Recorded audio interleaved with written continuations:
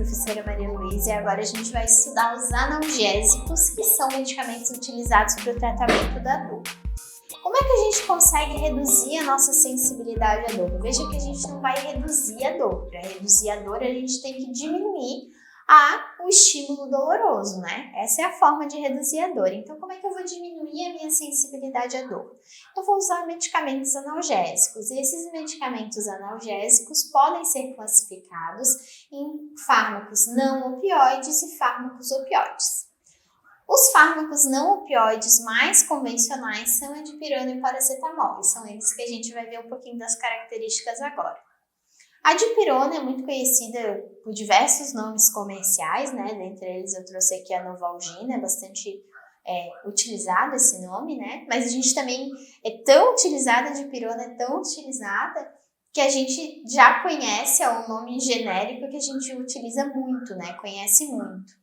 Ela é utilizada, então, para o tratamento da dor, tem efeito antipirético também, tá? E ela tem alguns efeitos adversos. É um medicamento bem seguro, mas ela tem alguns efeitos adversos, como a granulocitose, a anafilaxia e hipotensão.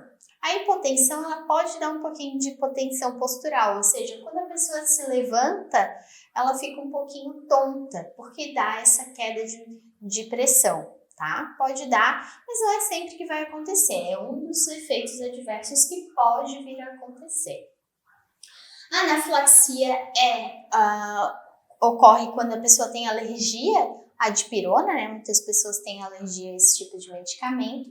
E a granulocitose é o efeito adverso principal, mais perigoso desses que eu trouxe para vocês.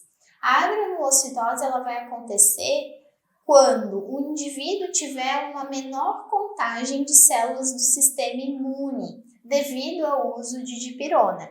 Então, às vezes a pessoa vai estar tratando uma doença infecciosa, a dor de uma doença infecciosa ou a febre causada por uma doença infecciosa e, juntamente com isso, vai acabar tendo uma granulocitose. Então, muitas vezes não é interessante utilizar a dipirona, tá? Porque apesar de ser uma pequena porcentagem da população que vai desenvolver esse efeito adverso, se a gente tiver esse efeito acontecendo em criança, por exemplo, o quadro pode se tornar bem mais grave. Por isso que alguns países não têm aprovado o uso da dipirona para criança, tá? É devido a esse efeito adverso.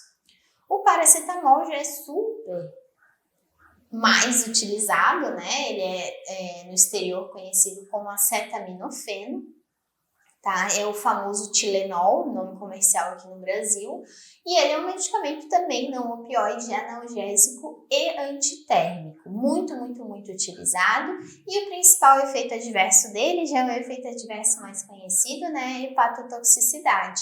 Então, se utilizadas doses muito elevadas, ou se a pessoa fizer o uso de maneira contínua desse analgésico, o fígado pode passar a ter sua função prejudicada, porque o paracetamol vai modificar a ação de algumas enzimas do fígado, tá? E não é muito interessante o uso prolongado, mas é um medicamento seguro. Ele vai agir tanto na parte da medula, né, na hora de modular a dor, mas também tem uma ação um pouquinho lá no cérebro, tá? Por isso que ele é bem eficiente, tanto ele como a dipirona. Já os medicamentos opioides, então eles são derivados do ópio. O ópio é uma substância extraída da flor papoula, da semente de papoula, e essa substância é utilizada ao longo de toda a história da humanidade como um narcótico, né? Além das propriedades analgésicas, ele também é considerado uma droga de abuso, tá? E através dessa substância ópio, a gente consegue extrair todos os fármacos opioides, que são a morfina, o tramadol, a codeína, a oxicodona, a metadona e a heroína. Né? A heroína não é um fármaco, é uma droga de abuso, mas ela também é extraída do ópio. Então a morfina, ela é um analgésico um dos mais conhecidos, né? É o opioide mais conhecido, ela pode causar dependência, tá? É um fármaco que tem um grande poder analgésico, o maior poder analgésico de todos os outros fármacos listados, por isso que eu coloquei no slide ali o balãozinho dela maior. Tem um grande poder analgésico. O tramadol é bastante utilizado também, ele tem uma venda mais, ele não causa tanta dependência quanto a morfina e quanto a oxicodona, também a oxicodona é muito utilizada. A morfina é difícil a gente ter morfina de uso oral, geralmente o uso fica mais atrelado ao ambiente hospitalar, porque a farmacocinética dela pela via intravenosa é mais eficaz. Tá?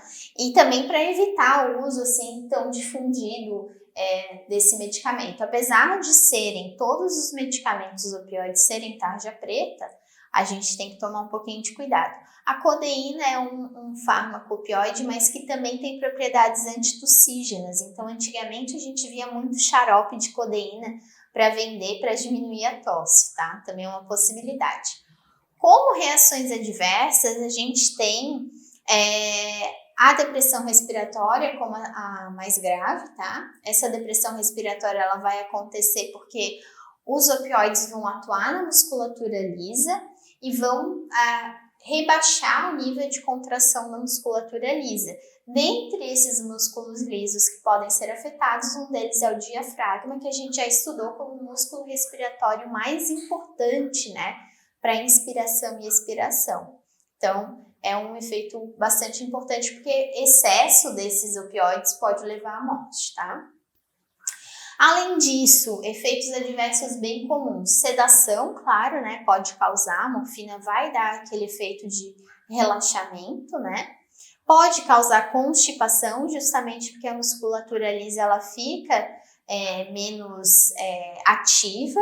E aí a gente pode ficar mais constipado, náusea e vômito também pode acontecer, prurido, que é coceira. Então a pessoa toma morfina, às vezes não entende muito porque fica com tanta coceira assim, né?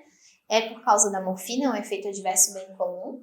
E também, claro, pode causar tolerância, que é quando eu preciso de doses maiores para atingir o mesmo efeito, e dependência, quando a pessoa vai criando um vício, né, a partir do uso desse medicamento. A euforia está ali como um efeito adverso, porque a gente pode ter isso quando usa heroína, né? Heroína não é um medicamento, mas está dentro das drogas opioides. E aí, para fechar, a gente vai falar sobre a escala analgésica da dor. Por que eu gosto de colocar e tenho que colocar isso nas aulas quando a gente fala sobre analgesia? Porque muitas vezes a gente vai ouvir falar como fármacos analgésicos clássicos, ou os anti-inflamatórios que têm ação analgésica, ou os dipirona e paracetamol, que são exclusivamente analgésicos, ou então falando desses opioides fracos ou fortes, né, para o tratamento da dor. O que acontece? Nem sempre a dor, por ser uma sensação muito individual, nem sempre a gente pode estar o tempo todo. Uma pessoa que tem, por exemplo, fibromialgia, que é uma doença nos músculos, uma doença muscular que causa dores bem fortes, por que a pessoa não vai poder ficar tomando todos os dias morfina ou outro medicamento opioide assim com regularidade para o tratamento dessa dor crônica? Então, o que a pessoa vai utilizar? Vai utilizar outros medicamentos que atuem no sistema nervoso central, como antidepressivos, anticonvulsivantes, ansiolíticos. O médico ele vai utilizar esses medicamentos como terapia auxiliar para o tratamento da dor. Então, por eles atuarem no sistema nervoso, esses fármacos podem, então, modificar a sensação de dor, modular a percepção de dor, tá? Então, claro, não vai ser a mesma coisa que dar um medicamento opioide, né? Não vai ser, mas em conjunto com um medicamento não opioide, como um anti-inflamatório ou dipirona e paracetamol, pode ser muito interessante para quem precisa fazer uso crônico de analgesia. Além disso, daí a gente também vai ter procedimentos de intervenção, né? A pessoa pode fazer infusão, pode fazer terapia com ondas elétricas. Então, tem várias possibilidades, né? Tentativas de tratar a dor das suas diferentes maneiras, tá? Mas em questão de fármaco, seria mais ou menos isso. Não opioides e fármacos opioides juntamente, daí também, né? Dependendo do tipo de medicamento ou da terapia ou do quadro da dor, a pessoa pode usar fármaco adjuvante junto. É isso, espero que vocês tenham gostado. Até a próxima aula.